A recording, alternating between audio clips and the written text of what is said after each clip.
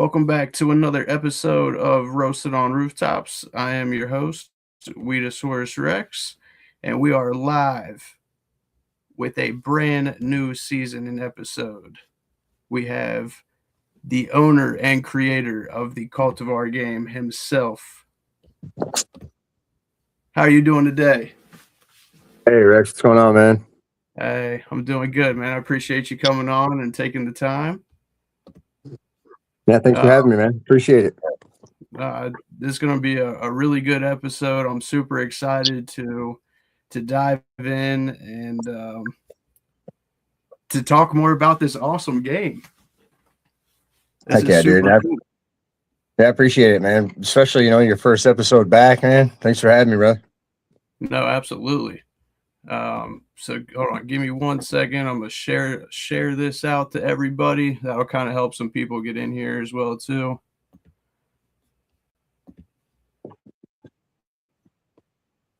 All right, so oops.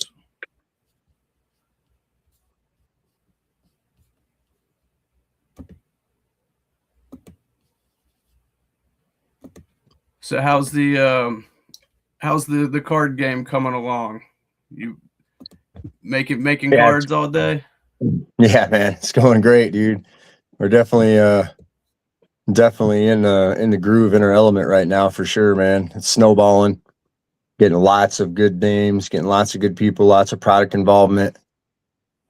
And it's really actually pushing forward to the ultimate goal, which is incorporating the history behind the people in the second edition, behind the people on the cards, and then what history I can gather from them, especially while they're still with us. And then for the breeders, it's incorporating the products they use, their nutrients and things like that into the second edition. So we're getting there every step of the way. We're getting a little bit more and more and more. With the first edition out right now, we've sold out of alpha and beta. There are none left. I have a little bit of beta left. So those cards that you were showing me earlier, the alpha, definitely in the realm of possibility of being something pretty decent in the future, I guess. If the game does take off in that direction, you got some pretty rare cards, I would say. I know, that's good to know. So yeah. While people are coming in, I'll have you kind of just like vaguely kind of tell everybody just a little bit about you. Well, I'm the creator of Cultivar, the card game. My name's Jonnie. What I did in the industry before Cultivar, since 2009, I was in the sales reps game off and on with a lot of different companies. But I also published a few gardening books, 11-time published author. And then in cannabis specifically here, I don't know if I can turn my camera around without messing stuff up. So can you see them at all, Rex? Yeah, you can a little bit. That's fine. Just Instinctive Gardener book series. We were the first educator course cannabis cultivation book series that was recognized Cannabis Association of Educators. So it was really cool. That's in the industry. Outside of the industry, I'm just a humble contractor, man, ground up, but I do concrete and brick mason stuff and stamping. And I just have to watch, playing with these cards, these valuable cards. My hand's getting too rough, scraping them up before I put them in a package. That's funny. It, bro. No, that's cool though. I mean, congratulations on that. That's really awesome to have, to be a published author, to have all of that. That's really cool. I know we were briefly talking about that before, and honestly, that's a huge accomplishment, man. So congrats on that. Yeah, dude. Actually, the first book took almost 6 years. By the time I finally got it published, I had to put in LED section in it because when I was getting it published, LEDs were, you had G8s and high times, and maybe you could afford a Lightworks or a Black Dog or a Spectrum King or something like that. Maybe you could afford one back then, but it was unheard of. And it actually, I got the news that it got published while I was in Afghanistan. So, oh wow, see, that's really cool. I knew I was coming home to some exciting news. That's for sure. Yeah, you're not kidding. That's really cool. Now, what exactly made you say that you were going to build a full cannabis cannabis trading card game instead of, just coming out with a brand and doing merch and stuff like that? What was the reasoning behind the creation of the trading card game? Well, I wanted longevity. There was no skating around the idea of this being a long-term commitment. I knew from the very beginning the idea was just on fire. I even knew when I was spreading it. I even had paranoia the first year talking to people about it because I just wanted to have it so solid and have everything protected. My book's out, obviously, with the published book. The rule book is published as well, by the way, bro. That protects me quite a bit. And then I wanted to know how to protect other people that were in the game. So I kept it behind the burner for a minute, or on the back burner, I should say. And then the whole time I knew I wanted it to be a long-term game. Like, I wanted people to collect this game for just as long as Pokemon, if possible. Why not, right? I mean, it builds the community. It builds the collectible aspect of the trading card community as well. And it brings us all together in our industry and the canning community specifically, but obviously game, people out there, nerds as we like to call each other. It's okay. I'm a pretty big nerd myself. I got a good collection of games, but when it comes to strategy games, I think that in order for this to really have long-term success, I had to look at it for long-term, right? And I just knew that there was going to be thousands of cards, and I just couldn't come up with something like War. I couldn't draft a game that wasn't going to take people's imagination and their concept of collecting an entire industry that they're familiar with or community. I couldn't put that in one deck or two decks. So immediately I started thinking trading card game, and I was on to something because ideas just came one after another, and there was rapid fire there for a little while. I had a few stall outs. We've been doing this since I started the idea in 2019 with Brian Tilk. And then the name actually came from a road trip with Todd Johnston. It came from a road trip with him. We were on our way to Rhode Island to meet the Fish Shit guys from Fish Shit Product. Yep. Meet up with them, Tyler and them. And so I had the game already named. I was developing it on that car ride, dude. That's the actual initial, like right here, man. Straight up, bro. The very first ever rendered concept of Cultivar is right here in this book, dude. Straight up. Check it out. It was called it was originally called Clan Bake. And Todd gave me that name Cultivar on the way back from Connecticut and Rhode Island, and I was like, dude, that's it. Cultivar, the card game. It was going to be Cultivator. There was a couple other names that we were kicking around, but you are the cultivator, you are the gardener. So the game is about the plant, right? It's focused around the plant, and everybody that's in the game, although they are the icons and the legacies in our industry, they are literally just support for the plant, bro.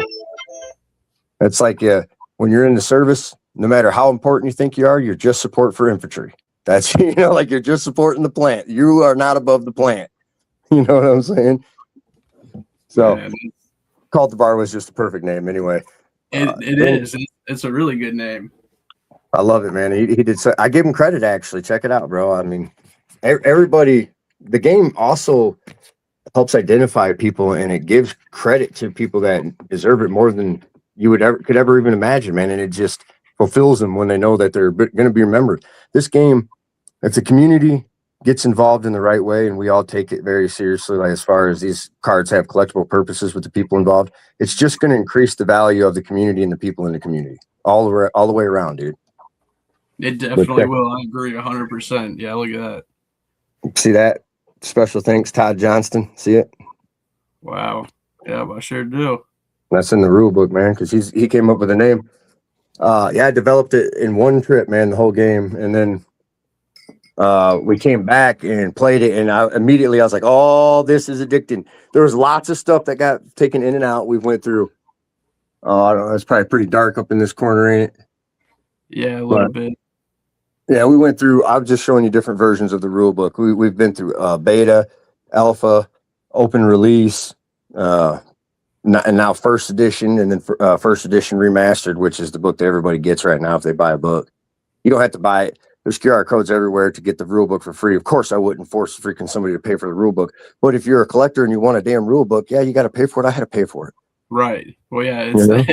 yeah, printing pages ain't free, that's for sure. Yep. I mean, you can tell obviously with all the, with um, all the revises on all that. That's you're obviously serious about the game and ways to improve it. Oh, dude, absolutely. I mean, and working with the community, That ushering too. in the community's ideas too. Like, you believe it or not, man, the level of nerdism in the Canada community is beyond, dude. It's beyond. These people are like, well, how many people do you know since you're venturing around and you're trying to get people involved in the card game? How many people you know that are into games like that? And I said, well, I was just talking to a cat, a famous cat, goes by Wee Woo actually, and I said, well, we were at the Sun Grown event. 8 out of 10 people that I talked to played Magic or Pokemon or something like that, or into collectible. 8 out of 10 of them. The other two are still playing. So 10 out of 10. What's up, Chef? Community. What up, Chef? So, Community is definitely full of nerds. Chef's one of them nerds. He can't get enough. hey, there ain't nothing wrong with that. Now, so obviously, you kind of answered my next question. You know, being this deep into trading cards, obviously, you've this ain't your first rodeo, to say the least. Yeah, Now, exactly, bro. what was the main inspiration to create the game, and then was it like the trading card mechanics, or would you want to focus on like the cannabis culture first? It's so this is the spark came from a meeting that I had at a casino with Brian Tilk. We were talking about how to promote a seed strain that we were working with the guy back then, and well, we didn't have a good way to promote it. So somebody mentioned a card game like Queen, King, Jack, and not a game like this at all. Just a game where you put your images, your bud images, as a king or a queen or something like that on a regular card game. Custom playing card deck, if you would.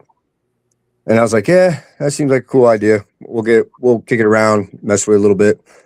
Brian happened to be into Magic the Gathering at the time. Now, believe it or not, I do have a nerdy background, strategy background, but I'm not that deep into some of these I wish that when I was younger, I would have spent more time on those nerdy games because they are freaking phenomenal, bro. Phenomenal. I agree with you. Yeah, I didn't get too deep. I mainly just collected, so I know what you mean.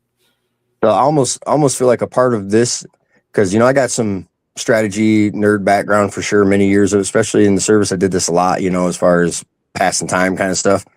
But this is my way to kind of come back from that missing out too. So I'm like, hey, now we have it for us. This is truly for the grower, But the spark came from that. We wanted to we were doing our own crosses, so we wanted to show off those crosses, right? And I figured, that's just not the best way to do it, right? So we hashed that idea down the road. By the end of the summer, I had noticed one of Brian's Magic decks in his car or something like that. I just seen it and I was like, you know what? I think it's high time. For some reason, I asked him, I was like, why don't you explain that to me a little bit there? And he did. He explained it and then he explained it to me again, And it's almost like we were playing. I was like, I think I got an idea, bro. Let me work on it. And I mean, I swear probably by that Halloween or whenever it was, like that later that summer, me and Todd Johnson went out to Rhode Island, and that was it, dude. The game was off from there. And then I knew how to showcase my plants. I was going to showcase them for what they really were, man. Badass creatures are getting ready to stomp somebody else's plants. But then all of a sudden I had to have competitors too. I couldn't just showcase my plants. So I was like, okay, well, now I'm going to just start. I can grow a plant and take a picture of it and call it what it is. I don't think there's intellectual property issues there, right? Maybe not. So I decided to do the beta and the alpha, kind of stretching that idea out a little bit. But those are done. Those prints are never getting printed again. And now everything is with permission. Every single thing in this game is under permission. Your card, I got your permission to make, right? Yes, Everywhere. sir.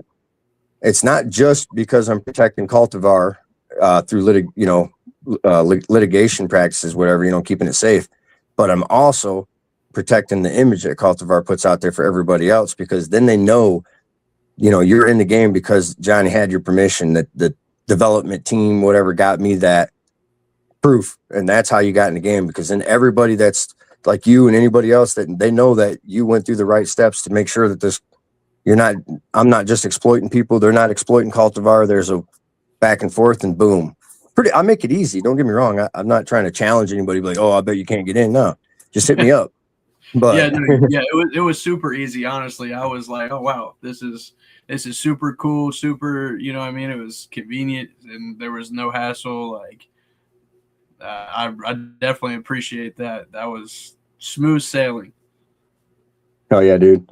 I try to do that for everyone. I mean, believe it or not, there's companies out there that want packages. They want to know how much it costs. They're like, hey, how many of these cards can I get? And when you tell a big company, I don't want to throw out too many names, because there's a lot of people involved in this game, and I don't want to single anybody out and make it to where like one company's like, hey, you didn't splash me. But all right, let's just say I'll go with Simply Formula. First one that came to my mind. All right. That's a nutrient company that's starting to get some real headway. They're actually doing a good job. Their products are good. Their packaging's good, all that stuff, right? I made them a bunch of cards, dude, the Simply Formula cards. And it was, what was I getting at there, Rex? I fucking hit my dab pen too much. Now you just made me forget a second. About how they are making a large number of cards for a certain, like for a larger. Oh, no, permissions. Like they, like those big companies want to know how much they can pay for cards. And I'm like, hey man, it's actually free. I do this. The only exchange is you give me permission. And then if you want your own prints outside of the free prints you got to pay for them. Right. Right. And then I always give you a little disclaimer. When you do this, you water down your card. If you buy 1,000 prints of Weedosaurus Rex, bro, that's 1,000 more prints out there. So yeah, if you're using it for networking and marketing, smart. If you're using it as a collectible card in the game, not smart. Right. No, absolutely. So you got your own little strategy you have to play yourself just when you're thinking about getting, because it's an awesome business card, bro. The industry can use it literally as business cards as well. Wow. Yeah, no, that really is, especially when you put it like that. Wow. Yeah, that's you definitely got to think about it, because that is cool though. Dang, that really does make you sit there and think. So, let's get into like a little bit of the gameplay. So let's break it down. How does how does a beginning of a game or a match begin? How does it start to finish in the easiest way you can explain it? Oh, I got you, bro. It's an easy game to play and learn for the most part, for real. It starts off with you setting up your scorecard. You set your scorecard up with your budget, your rep, and your suspicion, right? Those are your 3-point values.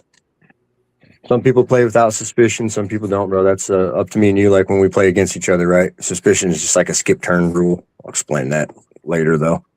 All right, so you set up your scorecard, blah, blah, blah. I have some pictures in my rule book I'm just flipping through real quick. I'm going to show you guys, too, just to give you an idea. So in the rule book, there's a, see the scorecard set up, pretty simple, right? Yep. Just budget, rep, suspicion. There's a 10-step play guide in the rule book as well, if you guys ever collect it or look or scan it, and it does pretty much give you everything you need to know to play the game real quick. Okay, so 2, you're going to lay out your grow environment, which is your placement mat, and put your deck on the blue diamond, and then you're going to start your game basically by rolling a dice, see who goes first. Draw 9 cards. That's step 3. Step 4, you roll a 6-sided die. Oh, to determine who goes first. My bad. I got them out of order. I wrote this book. Step 5, start your turn by drawing a card. So you got your draw phase, then you got your build trait phase, then you got your grow phase, build trait, and then end turn, which is called your pay. So that's your whole turn order. But you will do this every turn in order of operations. The turn progression phase, it's known as the draw phase, right? Step 6, player place your cards. That's known as the build trait phase. Step 7, player place your plants. That's known as the growth phase. Your plants, you can't do anything with your plants after the growth phase, okay? Step 8, player place your cards one more time if you need to, if you have traits that activate, anything like that. Usually nobody ever really does step 8, but it's there just in case for traits. Basically, you're going to step 9, you're ending your turn. End your turn by discarding any card you have over 9 in your hand, which you most likely won't, hopefully. That happens, though. and then you pay your budget. So you go ahead and add up all that you spent, man. Hopefully you spent a good amount to build your grow. Then your opponent repeats those steps. So that's playing the game. Now, as far as placing your cards, which is actually the big question, you don't want to know just the easy, simple steps to play the game. That's pretty easy. This game's actually like I said, I polished it so many times. It's the turd finally shines, brother. But here's your placement mat. So this is player 1, and you got player 2 over there. I'm gonna avoid pointing because my camera's backwards, so it's kind of tricking me up a little bit, brother. No, you're right. You can see player 1, player 2. You can see your grow stations. You get 2 grow stations each. Now I sit on this side of the table, and you'd sit on the other side. Right here's where my grow goes. Your grow goes in the same spot on the other side, and then we play our 2 grow stations against each other. We can have about 4 plants at a time, and that's what I'm going to show you right quick. Is see those little green circles? I do, yes, sir. That symbol is plant in Cultivar. Now, the grow environment you buy actually says plant as well and shows you a little number on there, but this one's just the rule book environment, right? So that's showing you the symbols. You got to match the symbols on the card and match them on the grow environment. So when you play a light, you play it in that slot. Yellow circle. When you play a water, the blue circle, you play it in that slot. It's very, very easy because those are the slots you're going to memorize real quick. Just the primary slots for flowering, growing plants. But then there's some other cool stuff, like your card would go right here in the personnel slot. See the little personnel? I do, yes, sir. So that's all you got to do is match the symbols on the card. There's brick and mortar, e-commerce, like dispensaries and stuff are in the game. They have their own cards in the game too, bro. They do different stuff like sponsor your grow and make it to where you can fetch plants faster and shit like that. Okay. Damn, that's neat. Now, Yeah. do you need this? Is there like a mat or like a board? I guess I don't know what the right word is, so apologize. Yeah, yes, it's grow environment is the actual term. The nomenclature in the game is grow environment. Now, AKA placement mat, but yes, it's a grow environment. Because the reason why we call it grow environments, bro, is because they're different ones. There's like swamp, there's flood, there's Captain Kirk's grow or Hey Captain's grow environment. There's every breeder has their own grow environment. Dispensaries have their own, and they have different rule sets. Grow environments change the game up just a little bit. They got a negative and positive rule that each environment can alter the game. You know what I'm saying? Yeah, no, that's neat. So this is only a 2-player game, or can you have more than 2 players? We've tested it up to 8, and we recommend not going more than 6 because if you can get an 8-person game going, so you're allowed 60 to 100 cards in your deck, bro, or your grow, right? 60 to 100. 60 is minimum, 100's max. That's all easy stuff laid out in the rule book as well. Once you know the limits of the game, it's non-forgettable, just like any other card game, right? So 60 to 100. Now, if you're playing 8 people, you need 100 cards, man, because you're going to run out of cards. And you're talking about a 6-7 hour match. You're talking about a marathon all day where you're smoking and joking, and maybe 2 or 3 people are being serious about the score because after an hour, you're just like, fucking my turn or your turn? Whose turn is it? And don't get me wrong, the game is about community and coming together and playing a fun, nerdy game where you can really stretch some combos and really stretch your mental capacity, but in a very easy way, man. I mean, placing the cards that you get, buying a booster pack and getting a really crazy card, like say you get Dan Kalo, see him? I do, yeah. That's imagine, you pull it out of a booster pack and you're like, okay, well now that he can do that for my grow, or I can have him in my, man, I'm gonna have to change my whole grow up just so I can use that guy. You know what I'm saying? Just so I can make a really good card work. So. Right. Oh, wow. Yeah, you definitely, wow. This is impressive.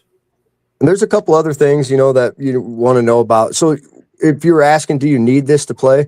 You need it definitely to learn, because you need to learn card layout. In any game you play, you got to know card layout. And unless somebody that you know real well is teaching you the game and you really have a want and desire to learn it, like some old school nerd, that's just not good for people, or not good for us to get people attracted to the game. So the placement mat actually helps the game flow and helps you learn it very quickly. So it's definitely a necessity, at least initially. But I don't think you have to buy one. We tell you how to make your own right here in the rule book, or you can just copy this image and spray paint it or draw it like we did on tables and stuff. You'll see them at the Twisted Bee, bro. We made our own homemade ones for events. Now I do print vinyl banners here. I'll show you that real quick. That's smart. Now, the grow environments that we sell for the game are not chimsy, dude. It's based on our industry standard. See all these vinyl banners around the room? All high quality banners, dude. Like I have thousands of those, man, from the Hydro Store days. Thousands, and I mean thousands, literally. And I'm talking high quality banners, dude. Vinyl. So that's what our grow environment is, in tribute to that side of the industry. They're vinyl banners, man. Oh yeah, no, those definitely are nice. Come on and fold out for me there. Now they come packed real tight in a little box. Right here's the grow environment. See, there's Captain Kirk's right there. Or Hey Captains. I'm sorry, I keep saying that. Hey Captains. And then there's Twisted Bees and some other ones. But so yeah, it's a little bit tougher to see the placement mat on these unique maps, but they're more for players that already understand the game well enough to know. Like you play the game 3 times. Remember that max learning curve I was talking about earlier? I do. Where the learning curve is definitely less than a whole game. You'll learn how to do everything that you need to know. If you play once or twice, you'll have the basics memorized. I guarantee it. I promise, dude. 8 out of 10 people have no problem. The other 2, they're actually already thinking about how to destroy your deck next time they play. I'm telling you, dude. I feel like I'm going to be a pro just after this. Yep, dude, I hear you. So you see that they actually are labeled too. See that how it says plant? Yeah. Boom. Wow. So, yeah, so the actual grown environments are labeled, bro, and it shows you how many cards can be in that slot too. Okay. Max 3 lights, max 3 waters, max 3. Some big plants need 3, so that's kind of a stingy way to go. But hey, man, that's just how it is. Right? Pretty cool, right? That's super cool. They're quality. There's no reverse side print. Now we were going to offer that, but I'm going to hold off until 2nd edition because it's just a cost, bro. It's a cost thing. You know, everything in the game right now is affordable for consumers, and I have a great wholesale margin for retail partners, dude. So I got to be careful how I balance out things like that. If it's not necessary, yeah, it would make the game look a little cooler. Maybe we'll get it down the line, but for now, just got to get the good quality stuff out. So speaking of balancing, what's the hardest part about balancing a game like this, like fun versus fairness? How hard is that? Well, you know, actually, I haven't run into much of an issue so far with that, dude. That's good. What I've created a pretty solid using the same set of generic rules for the game since, like right here, dude, the beta, and then there's the alpha, and then this is the 1st edition. So you can see the alpha was quite a bit thicker because there was a lot of rules that we added that we had come up with a rule. Me and a couple other people that were helping me develop it at the time. Kenny still helps and David still helps. So you'll meet Travis, and I mean, you might meet them guys too at the event, bro. They're part of the development team as far as helping me out with mechanics, right? Now, what we found out is the more rules we added, the more things we could control, and then we could take out those rules to bring in fun factors. And that's how we determined how the game just became. It's basically a giant fun factor, except for one thing about trading card games. You can't control the outcome through the chance, right? Because you're shuffling your deck and you have a chance, bro. So that is a fun factor for some people. It's an annoying thing for others. Too bad it's a chance outcome game. You know what I'm saying? So when you shuffle your 60 cards, you know, you based on the general input rules and how you can build or grow, you know, you can't have more than whatever. Some things like the destructives, you can't have more than 6, and then epics, you can only have 4 epic rarity cards. So shit like that. But other than that, you can pretty much build your grow however freely you want. But you got to stage it pretty balanced based on your plant's requirements, which we can get into in a little bit here too, Rex, if you want. But you got to balance your grow on that. Otherwise, you're not going to flip plants against somebody, so there's no point. You're just not going to win. Okay, so speaking of plants and strains and stuff, are there like any like OP, like overpowered cards in the game right now? Like, is there like one, you know what I mean? Is there like one card that'll like trump all of them basically? No, there is not anymore. There in the beta, the original release, there was a plant that we made called a card called Dante's Inferno. Yeah. From I think it was maybe a Madman release, I believe. But we didn't have anything to do with breeders or anything in beta, so it was just a really cool picture that Get Right First Abe grew for the card game. He grew the plant out and it was awesome. But anyway, that was 33 damage and its immunity was all. So if there was any card that was ever be considered OP as a plant, it would be that one. But now let's get to first edition plants. Every epic first edition plant in the game is pretty much an OP card in its own right. So every breeder has an epic plant and a rare plant. And some breeders they have multiples because they have so many plants available out there. So you only get 4 of their strands in their breeder edition though. Okay, Rex? When you buy, remember we were kind of talking about you getting their strains. Yeah. So let's see here who we got. We got Country Roots is one that's pretty decently known. Just one of the first ones I grabbed, Country Roots, Chris Roots out of Michigan. Now that's his breeder's edition. So you get his breeder's card and then you get 8 plants, but you only get 4 different name plants. So in his, you get like Royal Ivory or Ivory Royal, Mega Mary, stuff like that, some great plant cards, but one of them is just incredible.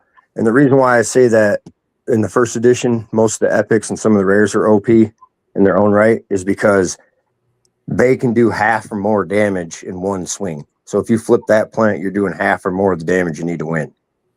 Because you got 50 reputation. Oh, that's one thing we didn't explain when I went through the steps. When you set up your scorecard with budget, rep, and suspicion, you have 100 budget and 50 rep each. There you go.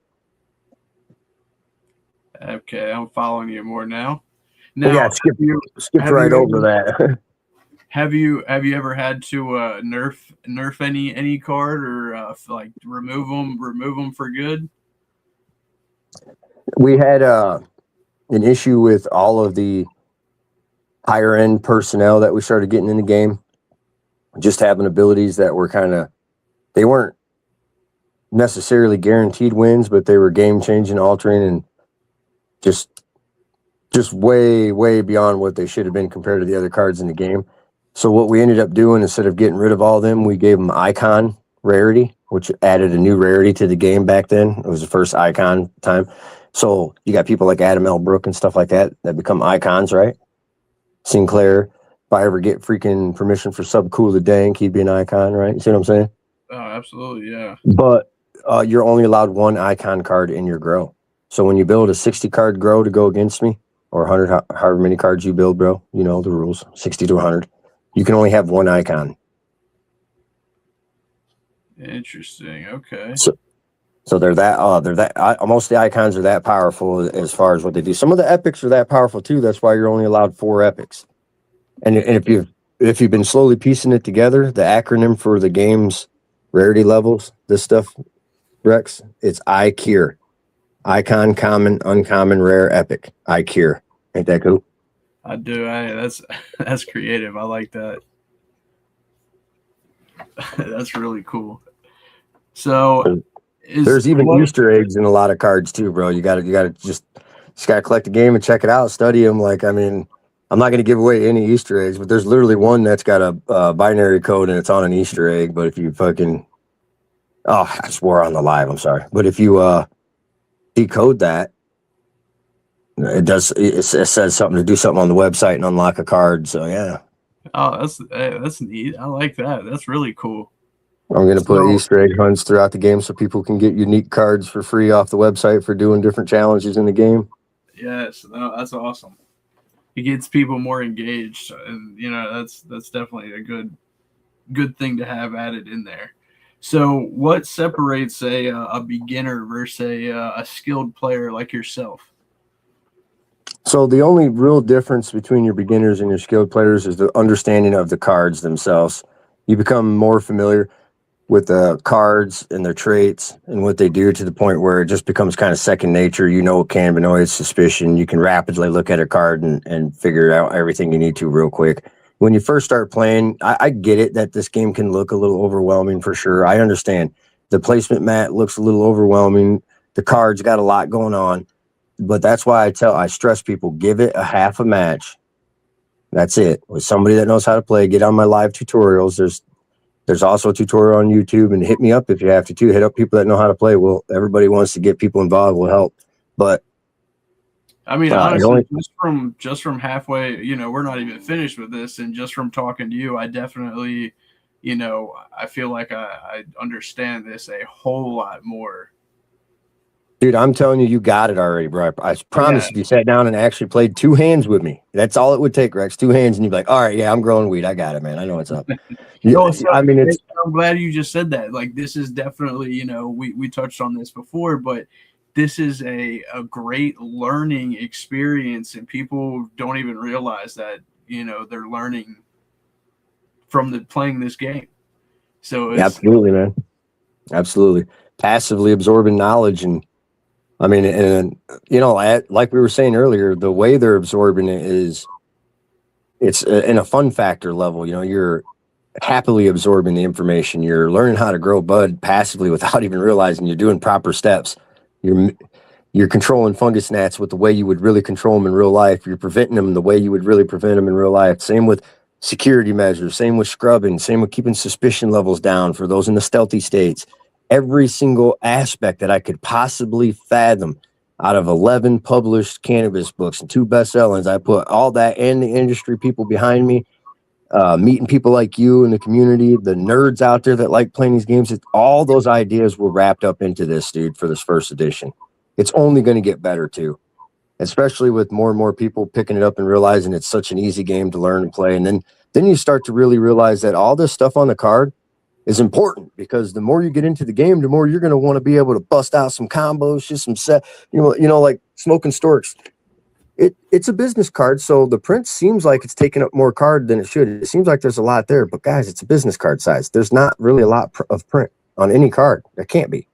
So his card is positive, is so unique. So he comes out to play, stays in play, right? He's a personnel, but it's a breeder, so it's cool. He stays out on your personnel slot. And then I'm trying to keep it in my freaking camera, but it's backwards, all right? So he gives you +1 suspicion to your opponents anytime they would get suspicion, or anytime you give them suspicion, right? So you play a card. So say they play their plants, Rex. This is how you get suspicion. See those 2 little eyeballs right there on the far side right here? Yep. That's suspicion. So you get up to 5 suspicion points, then you have to skip your next turn. Suspicion only goes to 5 and it resets after 5. So if you get 15 on one turn, you still only skip 1 turn. It only goes to 5, then it resets to 0, okay? And it goes back up every time. So once you get to 5, if you don't have like scrubbers or ONA or different ways to get rid of that suspicion, you end up skipping a turn like an old school UNO rule. You know what I'm saying? Yep. Okay, that makes sense. And skipping turns are really detrimental in this game, bro. So you want to try to avoid it. Giving somebody an extra turn is a leg up. Where Smoking Stork's whole strategy is to basically make you skip turns so I can keep getting that leg up. Of course, you could blindfold it and just put a couple of scrubbers in your deck and be just fine against Smoking Storks. That's the problem. Everything in this game is balanced, bro. Everything is balanced. I mean, you don't have thieves without security guards, and that's called the theft mechanic in the game. Theft mechanic can be prevented by security guards and security camera shit like that. So yeah, that's so cool. It just keeps going. I love it. So do like terpenes and the potency of like the weed strains, does that, in the effects, does that actually impact the gameplay at all? So it does in this sense. Your plants are the most important part, and the cannabinoids are reflected as accurate as I can with the breeders themselves. So the only part that's not is I separate a couple to boost the CBD side. And, that may not be accurately reflected, especially in the first edition, because most plants don't have much more than 0.5% of CBD nowadays that are not hemp related or hybrid hemp, which are also in the game. But so other than that, yeah, those are fairly high accurate representations. Some plants are testing out at 26 cannabinoids like Screaming Eagle, so it's 23 attack and 3 defense, right? So it's pretty cool. But terpenes, we're actually working on the first expansion for the game is going to be introduce 2 new traits and terpenes, bro, as a concept in the game, but we're not looking at introducing that until right before Christmas. I'm hoping to get more people into the game before I even think about expanding. There's already enough shit in the game, bro. There's already enough stuff. No, There's so much. So what's more important to you, the actual gameplay or collecting? Oh man, that is a tough question. See, I would tell you this. I really enjoy playing like this game. We have game nights. We have people come over. I've obviously got the most hours into it, and it's only gotten better and better. And the fun factors have increased so much with the first edition and a couple of the rule sets that got tweaked. And I mean, man, it's every time somebody comes over, we play at least 2 or 3 matches. So I'm going to say playing it. But look, dude, when I create a card that I spend time on every single person's card in this game, like it's not whipped out, man. It's time consuming to make their cards because I want them to like it just as much. I want them to want it. I want people to want their cards. The more somebody wants it, the more it's going to be collectible and the more personal it's going to be. And the more dynamic it'll be for that person's image anyway. So that I think is where the true portion of the game lies for me, dude, is in the collection because I want that card after I made it, dude. Straight up. I'm looking at like I made a Captain Kirk's card not too long ago, and Hey Captain card, and it was a remedy. And everybody's card gets all the right attention, right? There's some that I make where I'm just like, oh, that fucker is sharp. And he had his remedy rub, and it was black and red velvet, and with some gold trim. And I made this card just with a black border, blacked out. You know, I was like, oh man, that sucker looks like a freaking tuxedo wrapped in $1,000 bill, man. I was like, dude, it's a sharp card. I was like, I want that one in my deck just to just to have it, you know. And that sucks because I created the game, you know. So it's like, yeah, I can obviously have every one of those cards. So I don't get that rush from opening up a booster pack, you know, and getting a banger out of it. So you know, maybe someday somebody will buy this from me, you know, and somebody with more money and more connections that can take it over and make it even bigger and better, you know, and then I can be a collector myself. So Chef said he found an insanely OP card. He said, Kush, flip, restore your budget.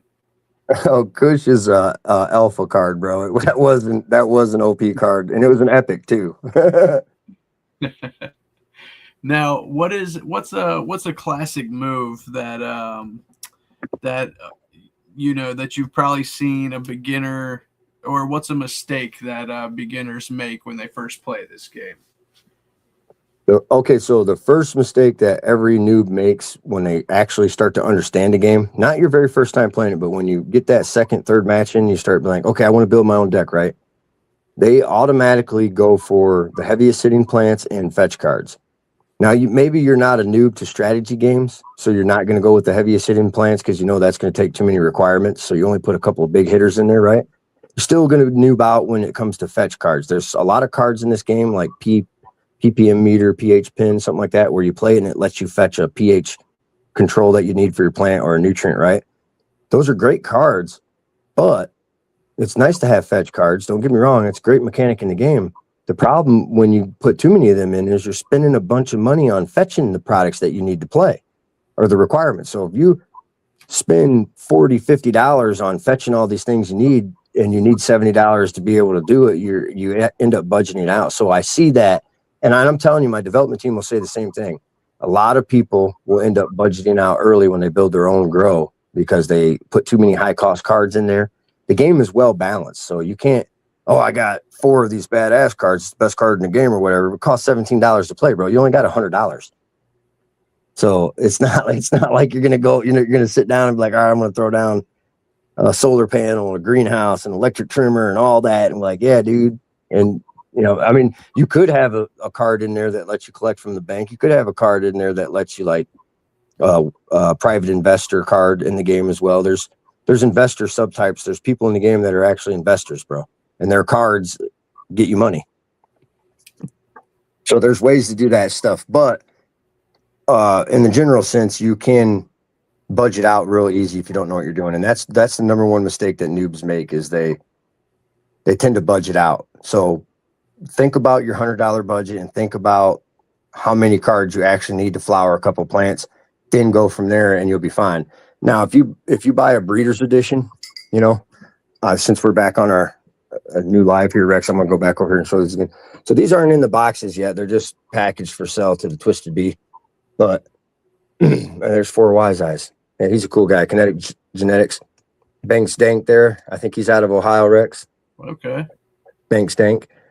Anyway, those are, if you buy those, they already have preset combos, and the stuff in the deck is based kind of around what the plants need. Now, yeah, those breeders editions are considered base decks still. So they do have a lot of base inputs, which don't do anything other than fulfill requirements. Easy way to learn the game. But they do have a lot of special cards too that you can't get in standard base decks. The standard base deck in the game comes with 8 random, or not 8 random plants, but 8 different plants from different breeders. Okay. And no breeder card.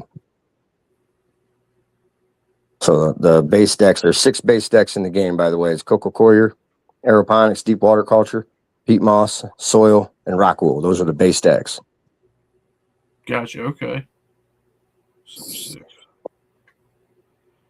There's tons of breeders though, and like I said, every breeder's deck does something a little different because the breeder's card and their plants are different, so it's based around them.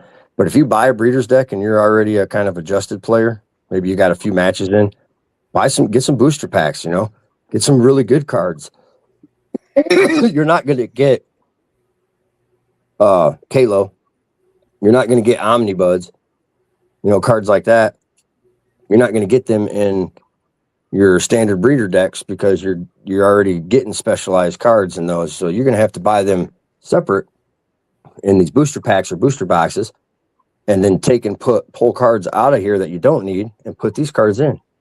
Or since you can have up to 100 cards, you can just put them in.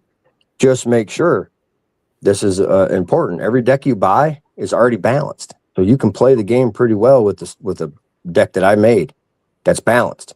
But if you start taking out all your waters and putting in cards you don't actually need and your plant needs water, you forgot, man. The purpose of the game is growing weed, right? So don't filter out the stuff you need for growing weed. And that's it. That's really the only strategy I can give for noobs when it comes to avoiding that big mistake and building their first deck. I mean, just enjoy the rush. I mean, opening up a pack of these Cultivar cards, I know it's going to be more exciting than if you were a Magic nerd or a Pokemon nerd back in the day and you're into weed and into the industry, this is going to be way more exciting because you're pulling, these ain't wizards and dragons and such, and none of those important things. These are real people, real products, real plants. In your booster packs, you can get like Country Roots products, Roots Organic. You can get, instead of having a basic microbe, you can switch it out with like an extreme gardening microbe. You know what I'm saying? That does a little bit more, a little bit better. Yeah, I agree. I think it's definitely going to be more exciting opening those. I mean, I know, just searching for, obviously my own card, and then there's so many people that I personally know in this game, and that makes it even, that makes it more fun. So just, having their cards, that's something cool. Speaking of collecting, is there, I don't want to say like who's like the rarest, but is there like, I guess, what rare cards have you noticed that people are like that are sought after and trying to collect? Well, is there any ones that stand out? As far as our small community right now, there's basically 2 cards that people have asked for in a way that was unusual, and that was Adam L. Brook icon card and Rick Anstis' icon card. Yeah, shout out Rick. Yep, I haven't. Well, yeah, and it's his icon card specifically. He's got other cards, but the icon card, I was hoping to find it real quick, bro, so I can show you. But I'm not gonna look through all of them cards. I did see Adam L. Brooks' card though. Look at that, right on top there. Oh yeah. So his card is really, really crazy icon card, bro, for real. The ability is insane, especially for the true nerds, because there's a little bit going on, but man, it's super awesome. Then if you flip his card upside down, it's actually him, never ending. See, that's the name of his card, never ending. That's cool. I like that. That's really creative. Like all of these cards, you guys definitely put a lot of thought and time into them. They're very creative. Like, I appreciate that, man. Definitely check out this. There's the chef. Yes, sir. I'm waiting on him to send me one. Me and him It's gonna be trading. So I'm super You still excited there? to get that. Oh yeah. Now, so what? I know you kind of talked about it a little bit earlier, but when you go deciding, what card is a common, what's rare, what's ultra rare, you know what I mean? How do you determine that? What factors do you base that off of? No, so yeah, I did word it really, really well earlier, didn't You did. I? So what it is I get people in the game. So I open the game up for everybody, right?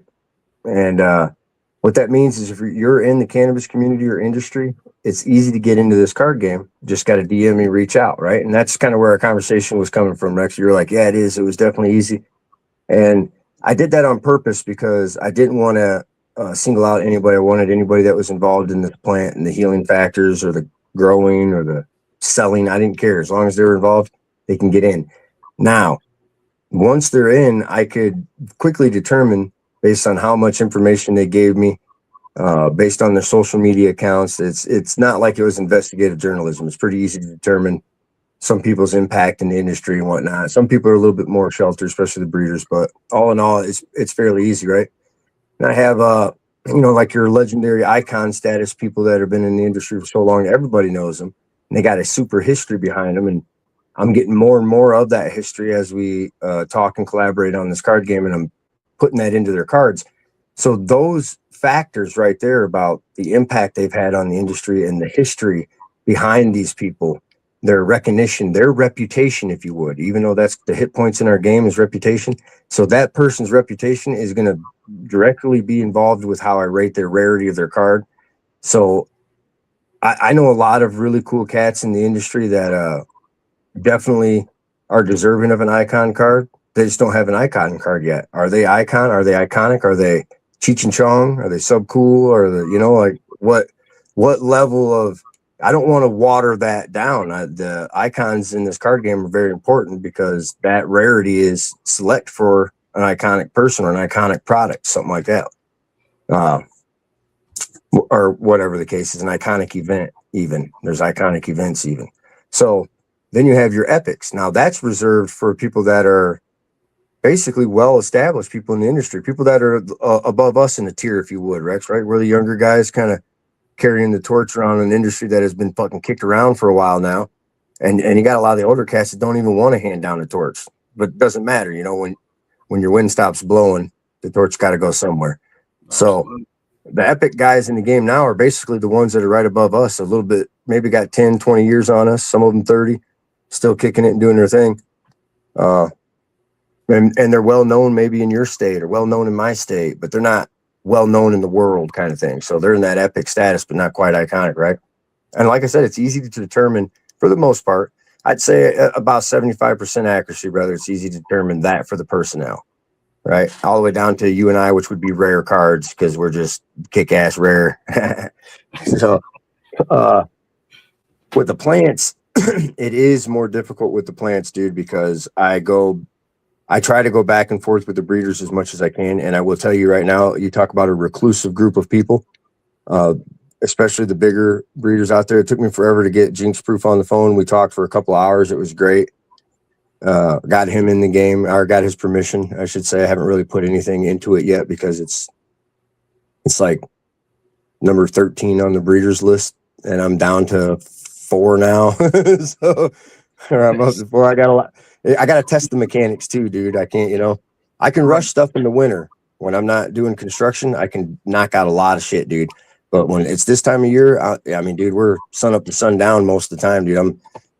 Like I said, we had to set this interview up at 7 because we didn't get home until 5:30. Right. Hey, no, I mean, I definitely get it. That's you got to do what you got to do. But hey, props to you for what I mean, for still putting all this time into it. And as like I said, you can tell you're very dedicated to this and to making it better. And it's really cool to see that.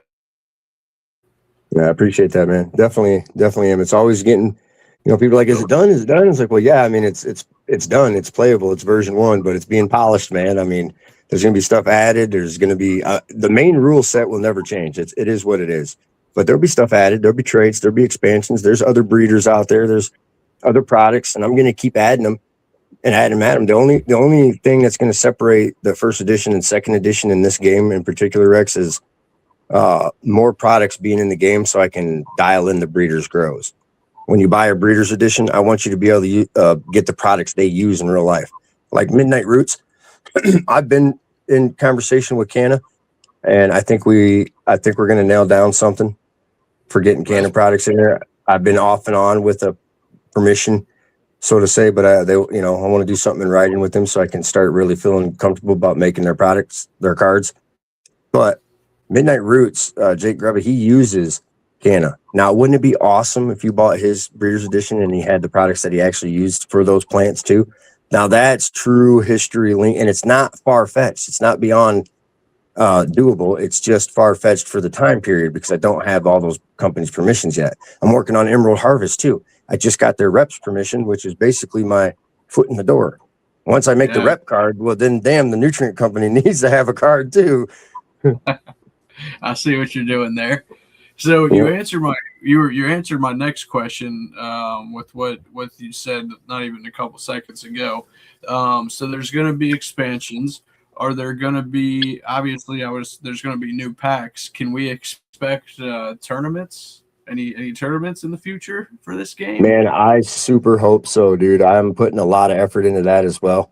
What we are up against right now is building the community behind the game. We have the community and the industry's effort to be a part of the game now. We're starting to snowball there. Now we just have to get them behind the game and have them playing it and if it's got to go organically, bro. We can't force it. If we start doing shows and events and people want to play and they're like, hey, you want to break out your cards?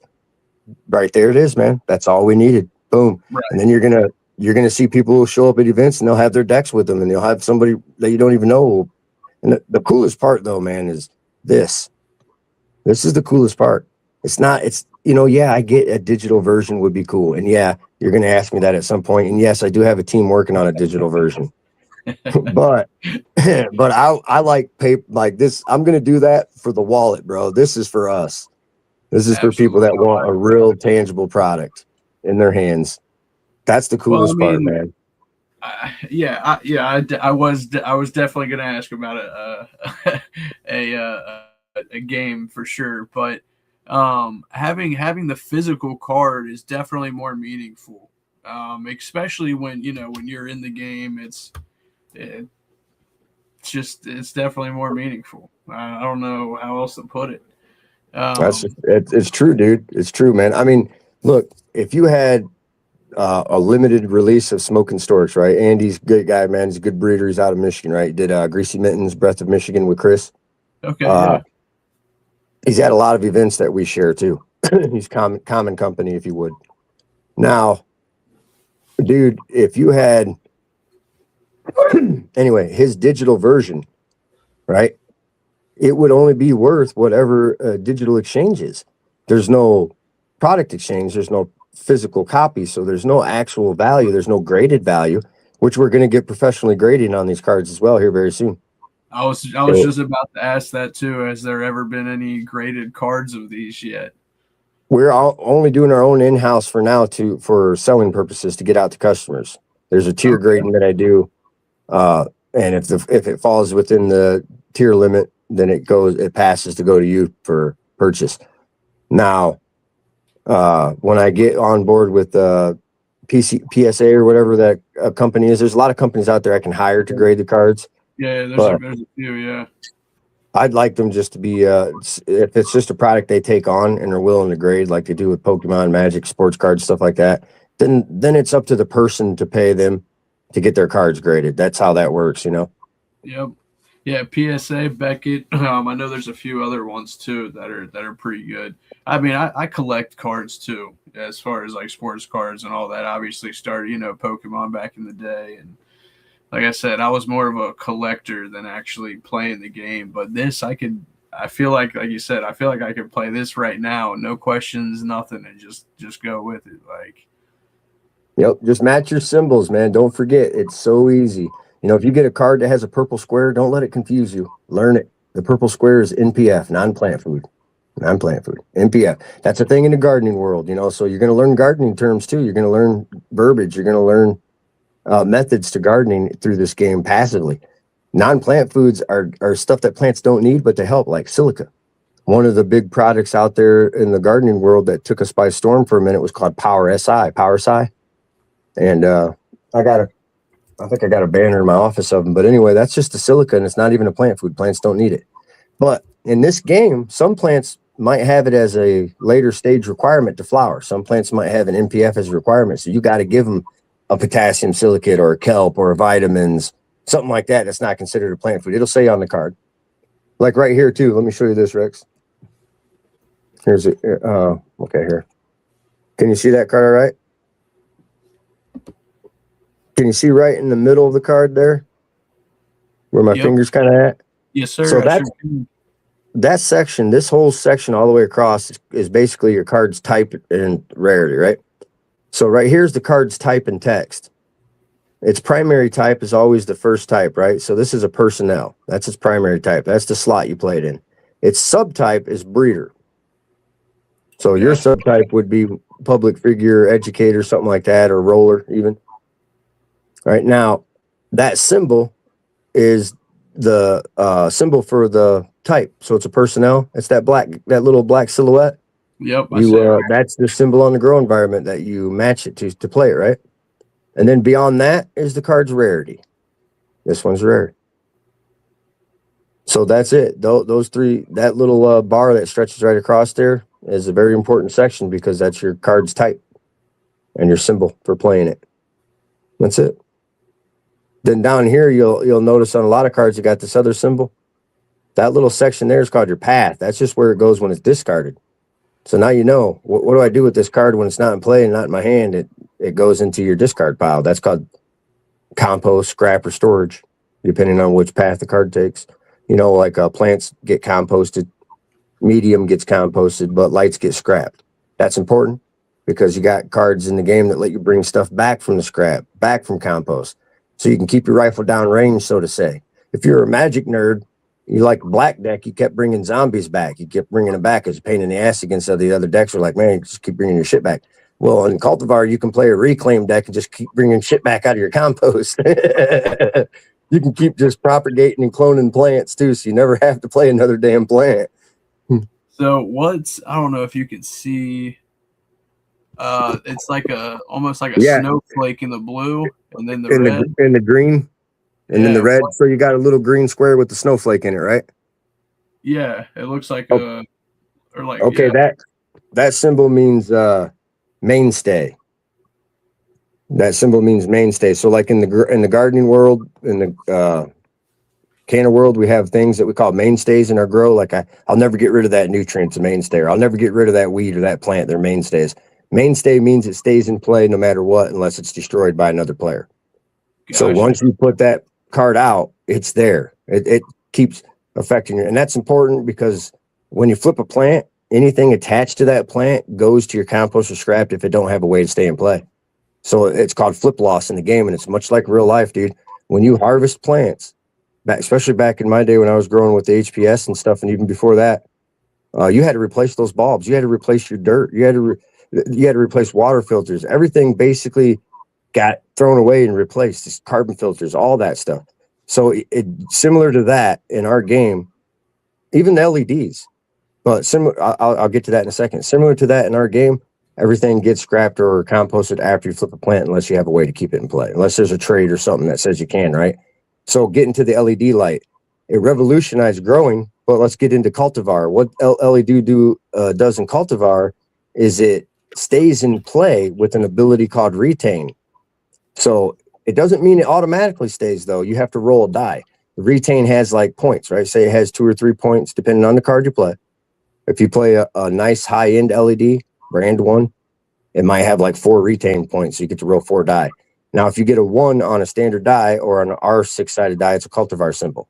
So it says that in the rule book. If you get a Cultivar symbol, which also is a 1, it automatically retains that light. It stays in play. So that means that you already have a light in that grow station. That saves you that much money. You already have a light ready to go for the plant. If you can do that with a medium and a water as well, you're already ready to rock. You're literally keeping your rifle downrange. Great strategy. A little bit more advanced strategy for real. Like a lot of people like to try to keep stuff in play, but there's ways to do it. You know, there's a ability or a trait in the game called full set, and full set is basically products or companies. So like say Bakashi Earthworks, his nutrient line, or Mystic Canna nutrients that are Mystic Nutrients, that guy we were just talking about. Yeah. So his 5 products, they have full set. When they're in play together, they stay in play. Ah, okay. That's cool. So if you like dedicate to that set and get all of his cards, they're going to do more stuff together with more of them played, more synergy. Yeah, see, man, this is crazy. You really will learn just so much, and you're just playing a game. Like this is Yeah, dude, it's fun, dude. I'm telling you. I mean, it just, for some people, you just got to give it a chance to get over that little bit of a learning curve. And I promise, it's not hard, man. I mean, it just seems overwhelming. I use symbols, and people are like, "Dude, I don't know if I can learn all these damn symbols." It's like, okay, listen, traits you don't need to worry about. You learn them quick, passively.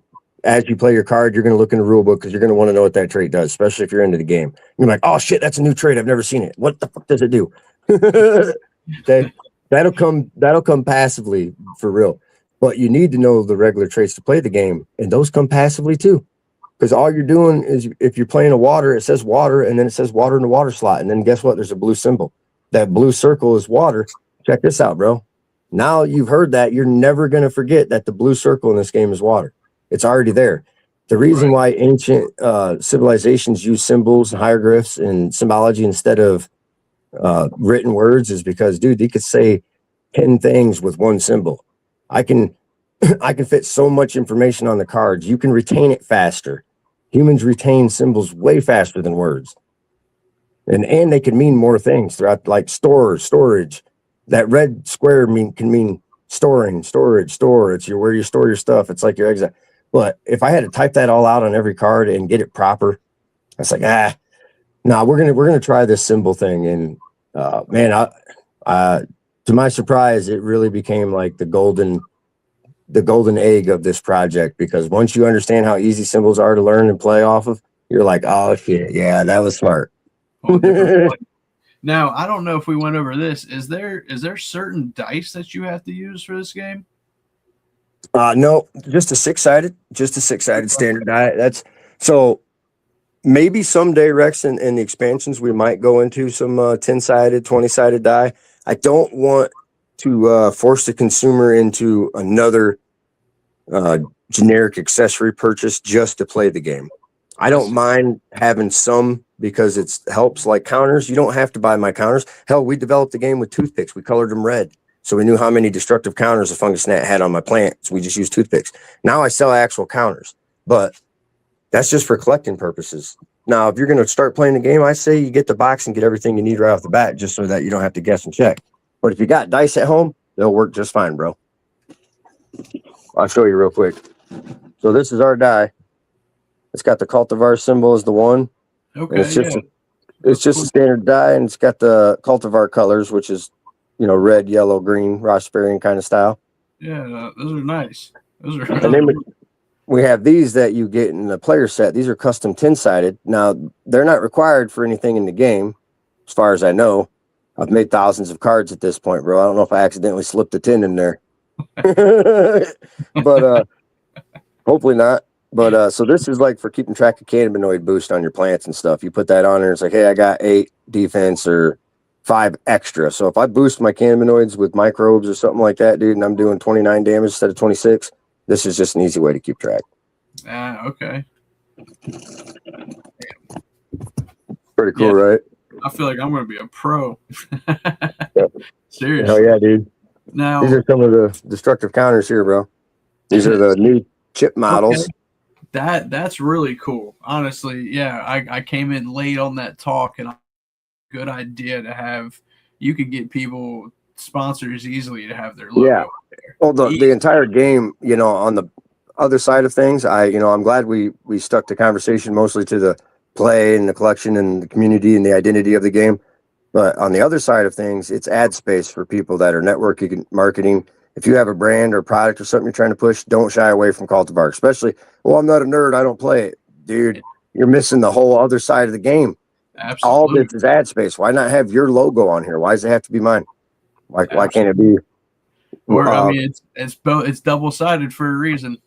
Yep, exactly. The booster packs. You know, there can be special edition booster packs that we go through. Even Tree Street, I've been talking with Billy. I can't wait to do some stuff with the guy. But you know, we can do special edition where you cover packaging costs and you get the splash on 1,000 packages. All you have to do is cover the cost of these packages. You can get 1,000 of them. Nowadays, you can get 1,000 of these for anywhere from 50 cents to $1.50, depending on how nice they are. And dude, then especially if you have multiple cards, you could keep that same logo and everything you have, and just have their cards on that. That'd be pretty. Well, cool. What you do is you just give them a chance now. So if their splash is on the booster pack, they're not just buying the ad space; they're also giving the consumer a higher chance at that card. So it's guaranteed to have one of the cards associated with that person in here. But what one it is, we don't know. I see. I like that too. See, Yep. It's really good marketing strategy for sure. I mean, this is you definitely got like the whole package. Check this out too, dude. This is the breeder box. This is what it looks like. Comes in this that's 60 cards in there, dude.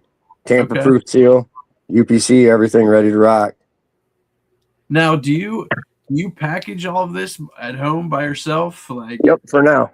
Okay. Not by myself. I have a team that helps, but yeah. Well, I mean, like, there's no like third party like company or anything that ship, or ships it out. You pretty much. Nope. It's all in house. Everything. That's awesome. Everything involved is also American, other than some Canadian products that we use too. It's all made in America, dude. Even the books are published in America. So here's a hard copy rule book for collectors. It's got the gold tag on the back. This is actually Midnight Roots here. I'm going to give it to him next time I see him. Awesome. So see, this is his card. I'll show you that real quick. Oh wow! Sweet man. All the, like I said, all the cards, they're just so creative. I don't know. I don't know who designs it, but I do. I take what imagery I can. I do all the cards, dude. But I take what I can from the people. And one of my big rules is, unless they sent me something that was already AI, I use absolutely no AI. So not only are these cards going to stay like kick ass on the image side of things, I'm always going to put a lot of heart behind everybody's card, but they're also guaranteed to not have any contradictions with intellectual issues or property rights and shit like that, because I'm not exchanging anything to any of these goofballs. This chat GT nothing. Nah, not going to happen, dude. All of our stuff is every card is 100% original. Outside of that, what I said, like if you sent me like your Roasted on the Rooftops emblem, if that was made by AI by you, I can't do nothing about that. If that's the image you want me to use, I'll put that in the card and I'll try to work it in as best I can. Right. But then I usually layer too. So I use a layering technique. If you're familiar with a video game back in the day called Black Ops, Call of Duty, and you know how you could make your own emblems on that game? I do, yeah. Dude, I used to get paid to make people's emblems because I was so good at layering. I could make things look 3D. I'm credited as the first person to make the booty emblem. Remember the booty emblem? Where the girl's like in a thong using just shapes. I made the booty. I'm telling you, dude. I've made that emblem before anybody else, bro. It's so crazy. Like I do. I remember all of that stuff. I mean, dude, I was super skilled at those emblems, and that's what I do with these cards, bro. Like I actually am mastering a whole nother technique for image deposition and shadowing on it. So I'm gonna have cards that are gonna look 3D by the way you look at them. It's gonna have like 3D appeal, and then with Tree Street's ability, I can actually print like a holograph where you can turn it in the card. Like the plant can grow while you turn it. It could be like a seedling that goes into a real plant. And then like fungus gnats, you could see the gnat, and then you could see them on the plant, and then you could see the damage they do. That's cool. Education. That's another thing I didn't say, dude. When we were talking about the education part, bro.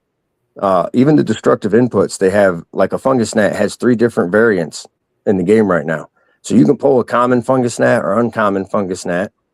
I think, yeah, that's it. There's a common and uncommon. I'm sorry, there's only 2 fungus gnats, but Still, the one shows the gnat, the picture shows you what the gnat looks like, and the other one shows you what the damage the gnat does to your plant looks like.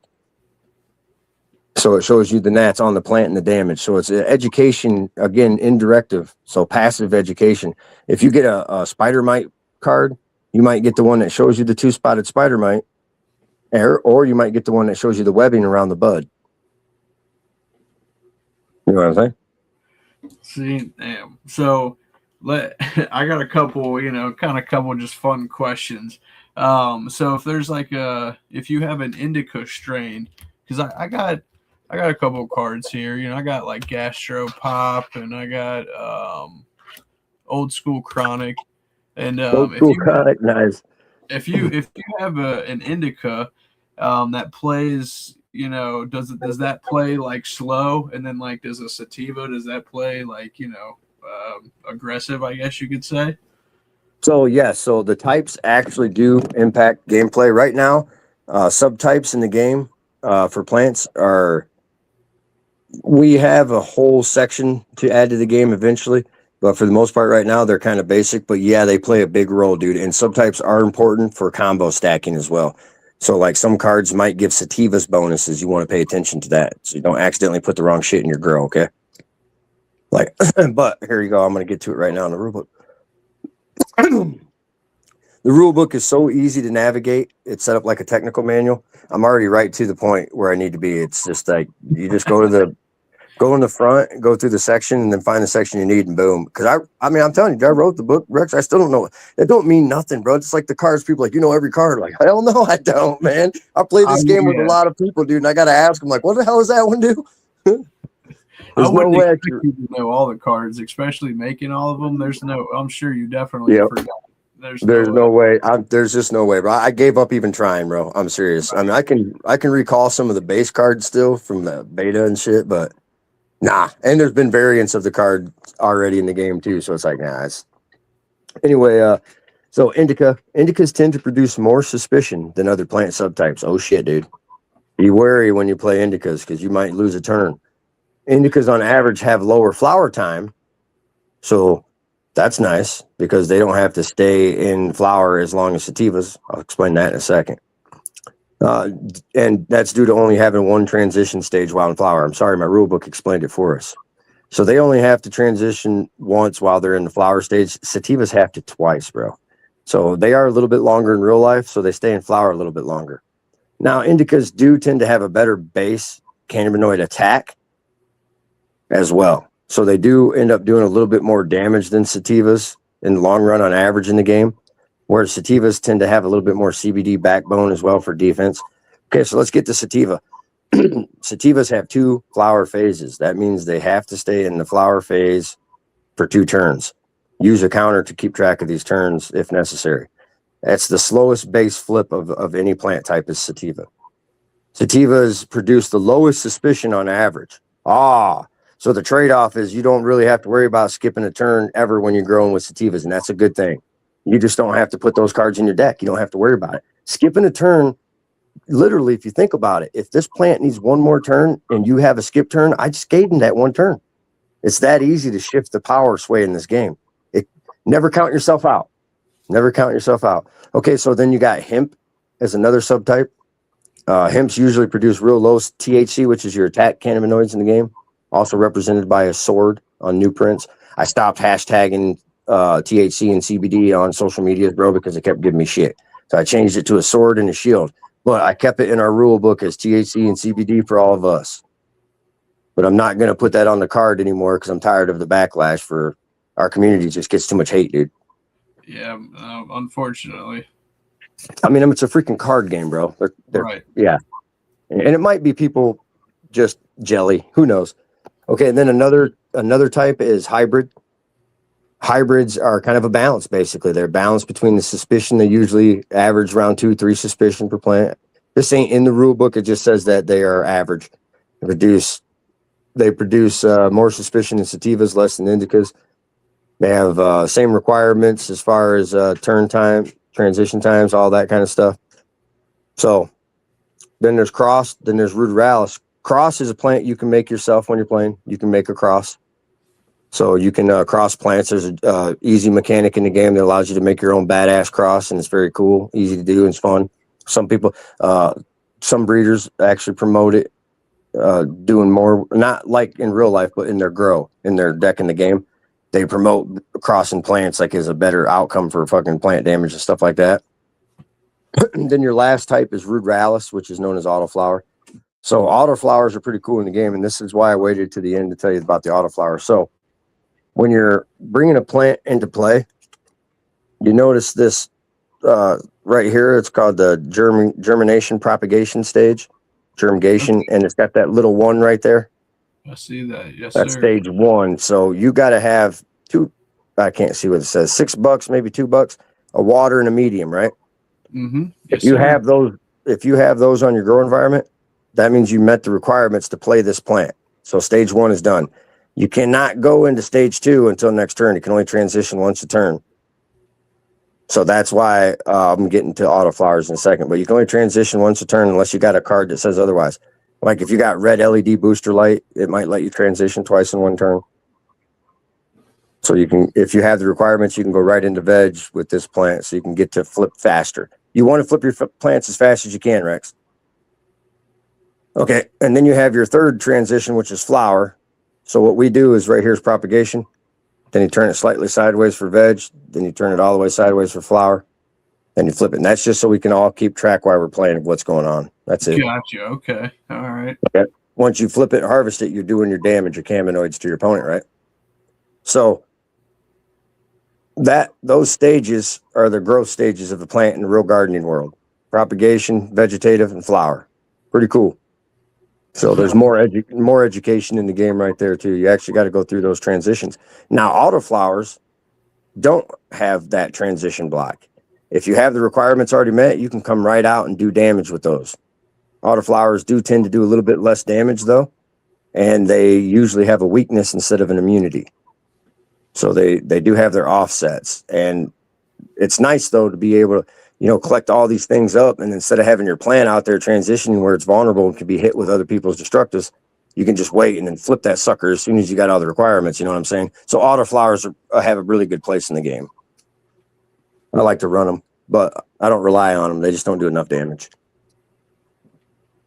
Interesting. Okay. Yeah. See, it's still so cool how much you can learn while sitting here playing this game. Like, this is just educational to a whole new level. And I think that's definitely going to, I feel like that's going to play a huge factor. People are going to catch on to that after a second. They will, Rex. Like once we get over the stigma of learning a new game, especially one that seems very complex. I'm glad the game came to the conclusion that it did, as far as like your initial question, right? This is just a perfect chance to wrap up too, but because I'm going in conclusion here, I'm sorry, brother, but no, that's fine.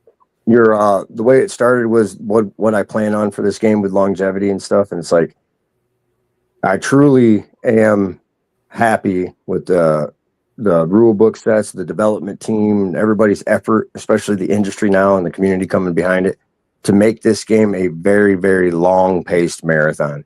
I would like to see 10, 20, 25 years plus, just like Pokemon and Magic, games like that. The collectability and the long-termness of this game is really only limited by how many people we can get into it and involved in the early stages, because people are always going to want to collect people from the industry they're part of. Like you were saying earlier, you're always going to want your own card.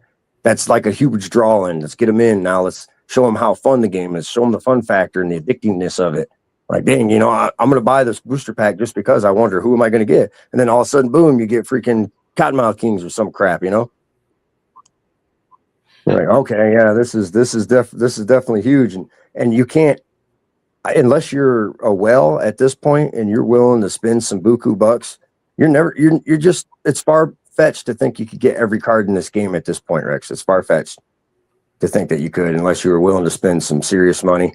And you can't buy, and I don't mean to discourage people. I'm trying to encourage, actually, because what I'm saying is there's so much longevity in it. There's so much behind the collection, the pursuit. you know, it's good to know you're investing in something that isn't just going to putter out and people aren't going to care about it, because it's those people. It's their products. It's their brand, their story that you're investing in a different way. All the while educating about the same great plant that brought this all about, you know? I mean, we're not streaming off and growing tomatoes yet. That's what I said. You talk about, man, you have great marketing. It's great, you know, learning material, and it's fun. I mean, it doesn't get no better than that.